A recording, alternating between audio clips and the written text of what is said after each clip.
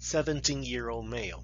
Incidental finding of a left frontal opercular tumor on brain CT scan at age 7 after head injury due to a fall from a wall. Conservative management was established with annual MRIs. The subsequent MRIs showed a very slow but progressive growth of the tumor. At age 10, biopsy of the lesion was performed, and histology showed reactional gliosis. At age 17, presented a tonic-clonic generalized seizure with post-ictal aphasia. Neurologic intact, and a WADA test showed speech functions on the left cerebral hemisphere. Decided to perform the implantation of subdural grid for a better mapping of the speech area. During the cortical stimulation of the subdural grid, no evident speech area was found, and the patient presented 5 tonic-clonic generalized seizures. Here is the MRI of our patient. We can see that there is a tumor occupying this area. And we can see that the right side, this is the interlimiting sulcus of insula. So here on the left side must be this one, the sulcus. And this gyrus is the Hash's gyrus. So the tumor extends anteriorly from the interlimiting sulcus of the insula and posteriorly up to the level of the postcentral gyrus. How do I know? Because postcentral gyrus is related to the Hash's gyrus.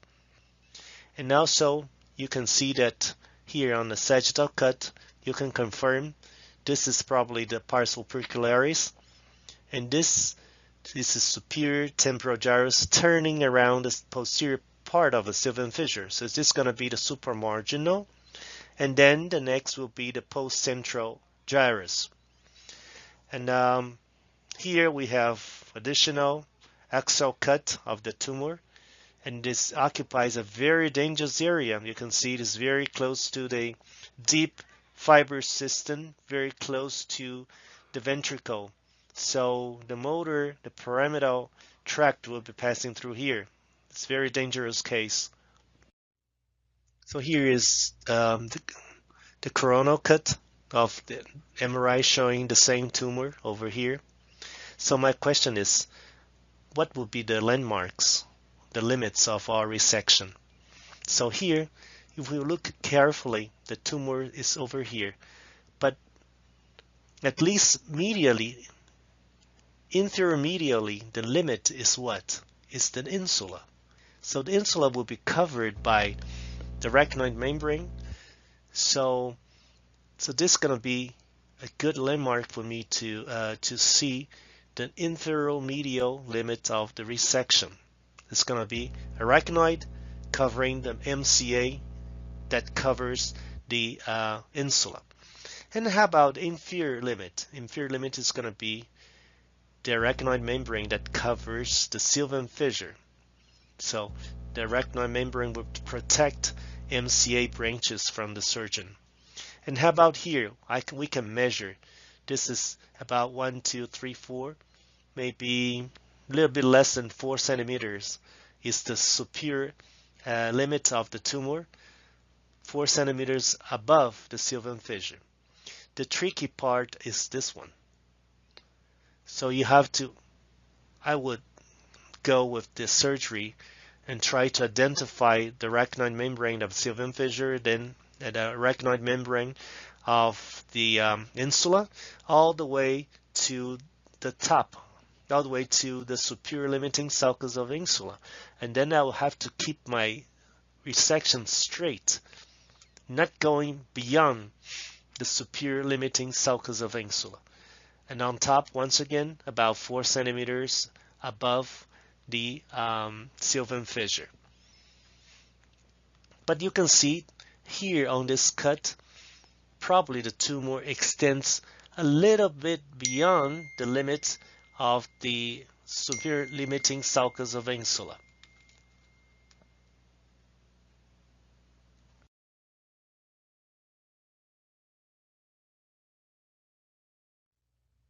So we decided to go for implantation of subdural grid because it is located on the left side.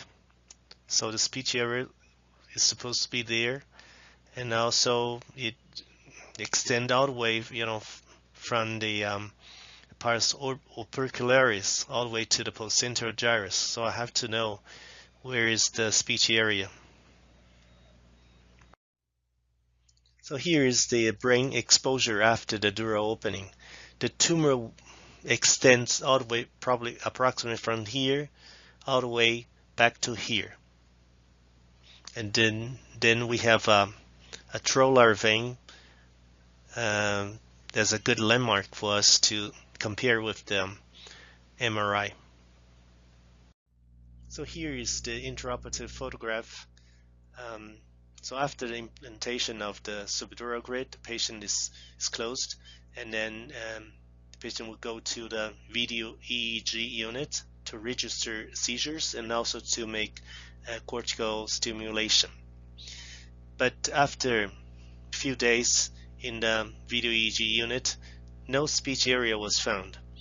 And in red, for instance, electrodes 11, 13, 3, 4, 30, 23, they're all seizure onset. Orange presents frequent spikes, so orange is 6, 7, 15, 16. In blue, motor response. So we have motor response electrodes in blue, all of them above the tumor. And we have in green sensory response, like a 8, 16. They're also behind and above the limit of the tumor. Comment for this case. This tumor occupies the location of pars triangularis and opercularis, precentral and postcentral gyri. Its maximum height, width, and length are respectively 5 centimeters, 4.5, and 4.3. The tumor comes to the surface from the sylvian fissure up to about 3 centimeters above the sylvian fissure. This area must be a good entry point. The inferior limit of the tumor is the arachnoid membrane of the sylvian fissure. The medial limit is the white matter of the semioval center above and the arachnoid membrane of the insula below. The superior limit is the white matter of the adjacent gyrus. The posterior limit of the tumor at the surface can be estimated by the cortical vein. In this case, the vein indicated by the white arrow was my landmark for the posterior limit of the tumor, as the tumor extends few millimeters posterior to that vein.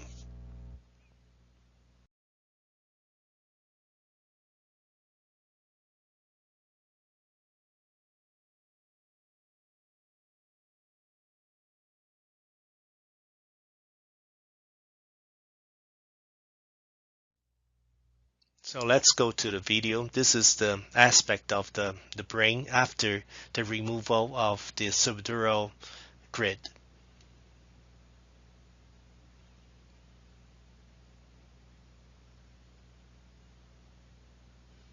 I started dissecting the cell size to isolate the main arterial branches. So I want to preserve them. I just want to coagulate the branches that will go to the tumor. So I was splitting, and also I want to preserve that the big vein located at the posterior limit of the tumor. And then also open the arachnoid membrane at the sylvian fissure.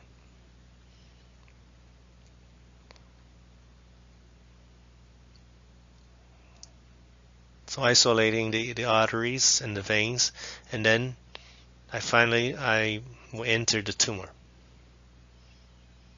So first you coagulate small branches, arterial branches that will go to the tumor, and then get samples of the tumor.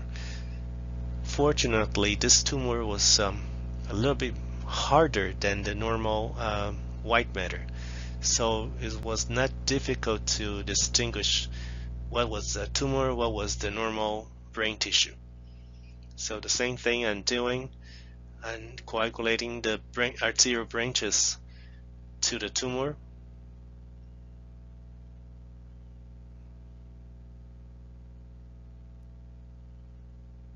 Hemostasis,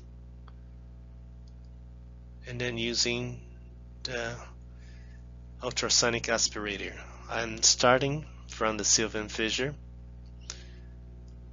and then from to the center of the tumor, making this debulking the center of the tumor. So I have to see the arachnoid membrane that covers, the sylvian fissure down here as the inferior limit, and then as the medial inferior limit of the tumor is going to be the arachnoid membrane that covers the insula.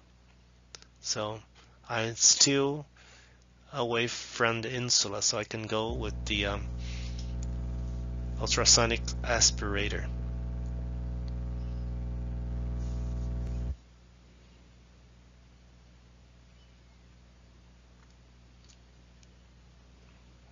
Still inside the tumor.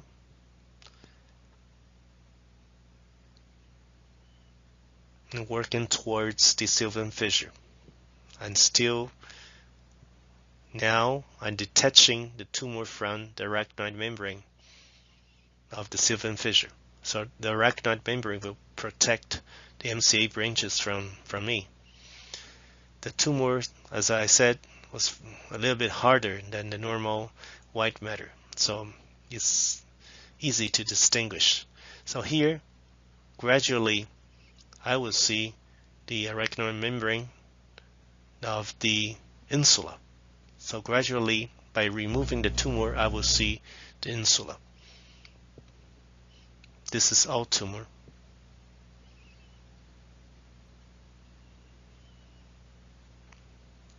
Continue to use the ultrasonic aspirator.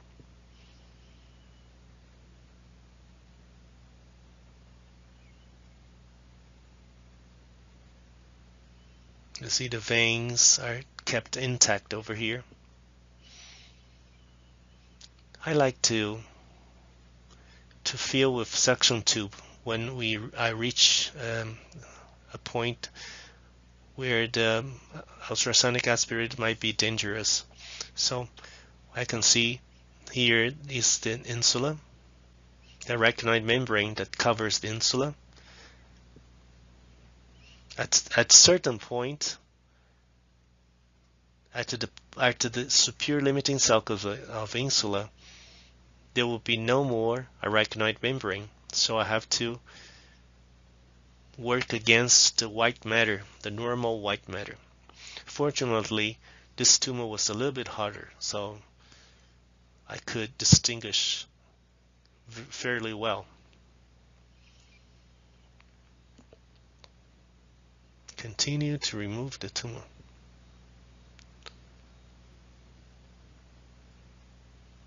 And here is the arachnoid membrane of the insula.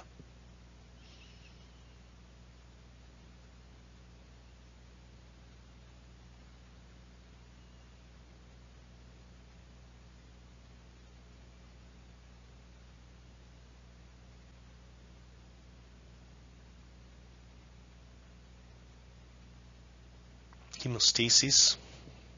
That's all normal white matter. So I continue I know the maximum depth, so I'm trying to I'm removing the rest of the tumor. As we estimated, the tumor goes a little bit more posteriorly than this vein.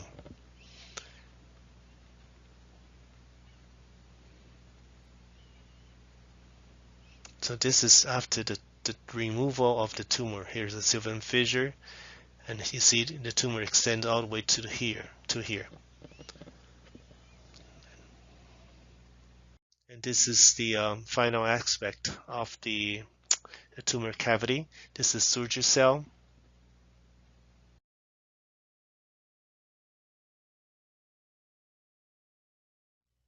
And this is the postoperative MRI. It's the same thing, T2. And this is a coronal cut. So you can see I was following the insula and then following the tumor. You see, here's the insula and then remove the tumor. And this is the sagittal cut. You can see the extent of the tumor removal. The histology was grade 2 oligoastrocytoma. He woke up from anesthesia with expressive aphasia, with good comprehension and right hemiparesis, strength grade 1 in his arm and face, with no impairment in his leg. 12 hours later, he improved to grade 3 in his arm and grade 2 in his face. After 3 months, he fully recovered his strength and speech skill, but still has some minor difficulty in spelling and writing. After 1 year, he had full recovery.